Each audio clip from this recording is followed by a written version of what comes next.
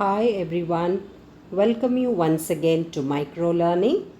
This is Shailaja with Class 11 Economics, Lesson number 1, Introduction to Microeconomics. So again we are going to see 1.1 to 1.34. So just a simple definition. Economics is everywhere, and understanding economics can help you make a better decision and lead a happier life. This is what the economics tells you. Now, economics. The word economics, it comes from a Greek word. You can split it as oikonomiko. Okay? Oikonomikos. So what does oikos means? It is household. What is nomos means? It is management. So in economics we study how to manage a household. How is our house activities maintained or managed? This is what we learn in economics. Since in 11th standard we are learning about microeconomics, it's going to study about the individual area as such. So it is a Greek word, and oikos means, nomos means management. These two words put together we call it as management of households. So when economics came into existence, or the subject matter when it came into existence, each economist contributed their part towards economics, and each one gave their own views. Adam Smith says economics is a study about wealth. Alfred Marshall said no, it's a study about welfare. Lionel Robbins said it's about scarcity, and Paul Samuelson said it's about growth. So each one gave their own contribution towards economics, define economics in a different sense as such. Now all of us know about Adam Smith. Who is Adam Smith? He is called the father of economics. Okay. When was he born? He was born in 1723. When did he die? In 1790. And Adam Smith said that economics is a study about wealth. Adam Smith has written a book called as Wealth of Nation in the year 1776.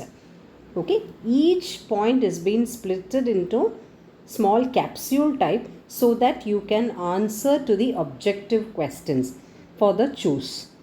Next is definition. What does the definition says?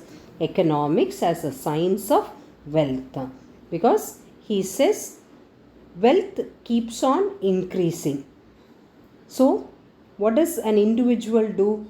He wants to promote or he wants to gain in the society. So for that, wealth plays a very major role. And not only that, Adam Smith has introduced division of labor. What do you mean by division of labor? Dividing the work into various laborers. For example, you go to a tailor shop. The tailor, he takes the measurement of yours. Then another person marks it on the dress and he cuts it. After cutting, he gives to the next person. The next person stitches it. Then he passes down to the next person, next laborer. He stitches the extra fittings, whatever is necessary for the cloth, like for example buttons, zip and other etc. Okay, and after that it is ironed and then it is packed. So each work is being divided into various sections and the work is made easier. So Adam Smith was the first person to introduce division of labor. Even though he introduced all these concepts, okay, always there is criticism. Okay, also always on television we can see when a good work is done, okay, there will be at least minimum 5 persons who is talking against it, saying that that is not good. For example, economic policies, when it is framed out, each politicians, they give their own views, they give their own strategies, and they say this is right, this is not done by the government, all these things. Same way, when economics came into existence, each one started giving their views, they started criticizing. Okay, and what is a criticism cell? That is, Adam Smith talks only about wealth and not about welfare, because welfare is also very important for human being, because it's not only money, that money should be put into a proper use.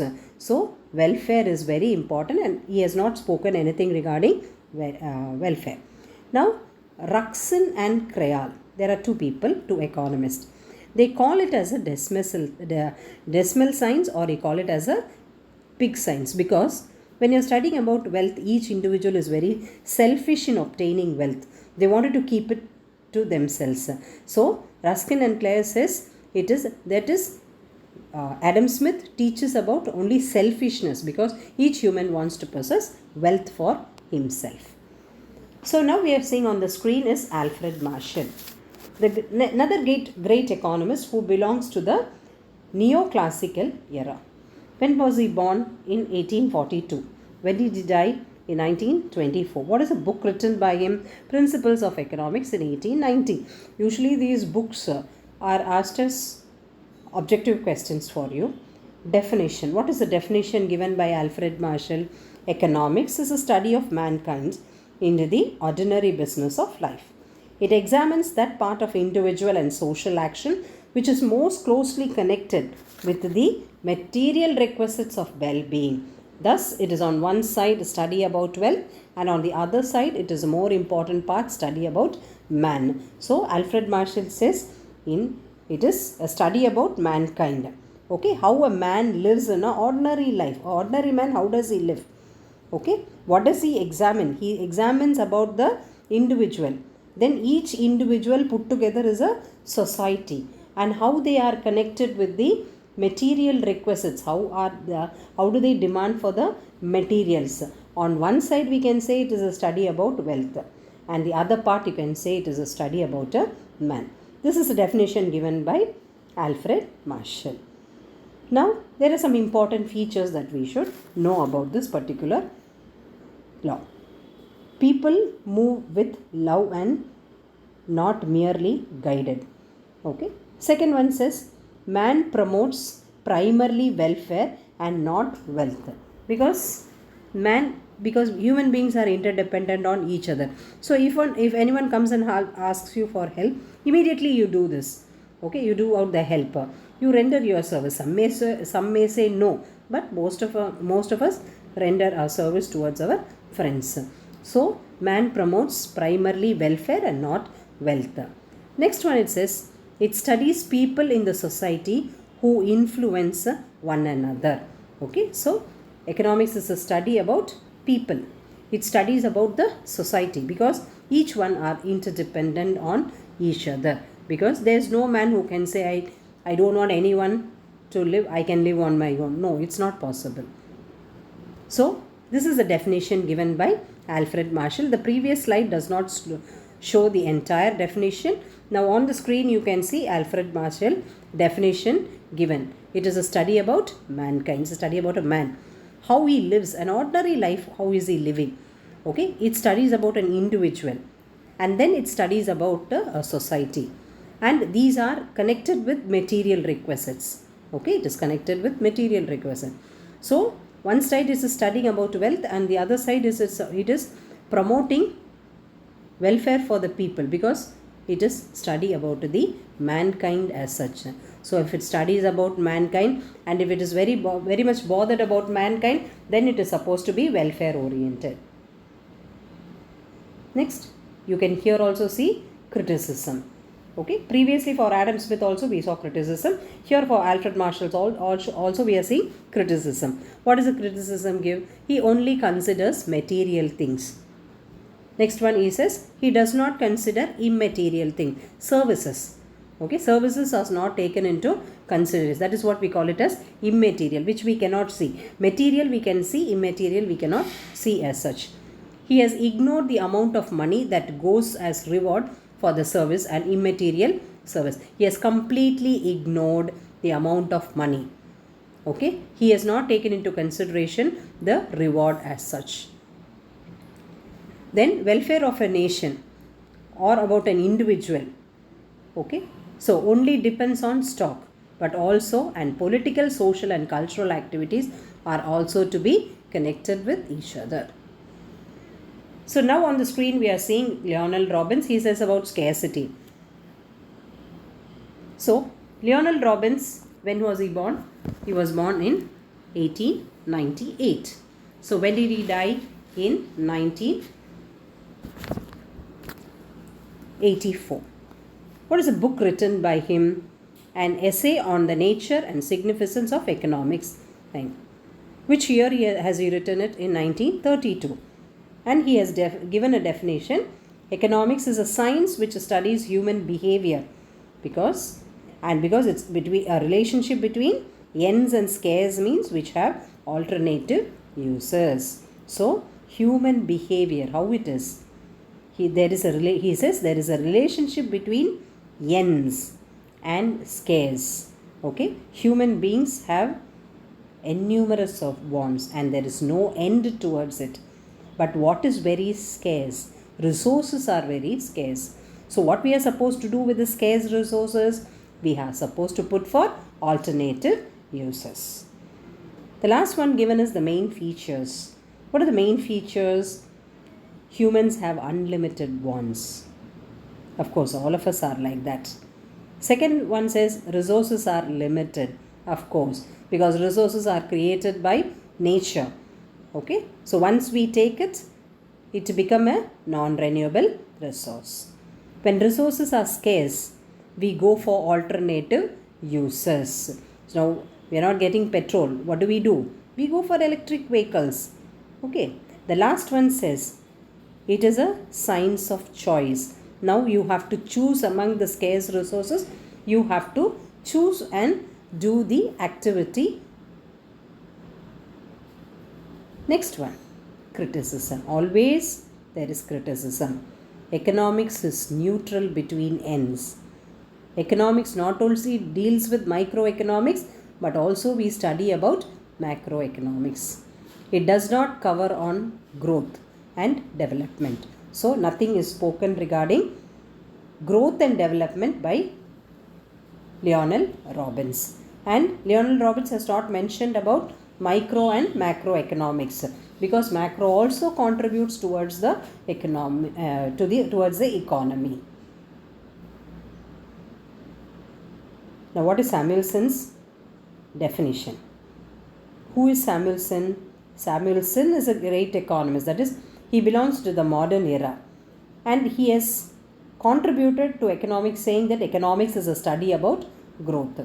So Samuelson has given a definition: the study of how man and society choose with and without the use of money to employ scarce productive resources which would have alternative uses to produce various commodities over time and distribute them for consumption now and in the future among various people and group of society. So what is he saying here? It is a study about a man. Okay, when we study about each man put together, we call it as society. So now he may have money, he may not have money. So what he has to do with that scarce resource? He is supposed to put it for alternative uses. He has to make the best out of the alternative. And he has to produce the commodities by the given time. And what we have to do after production, it has to be distributed for consumption. Okay, so people of various age groups in the society demand for various types of product. So according to that, it has to be produced and it has to be marketed. So what are the implications of this particular definition? First one says means are scarce in relation to unlimited ends. Means could put to alternative uses. He makes his definition dynamic. His definition covers the theory of economic growth. His definition covers aspects like production, distribution and consumption.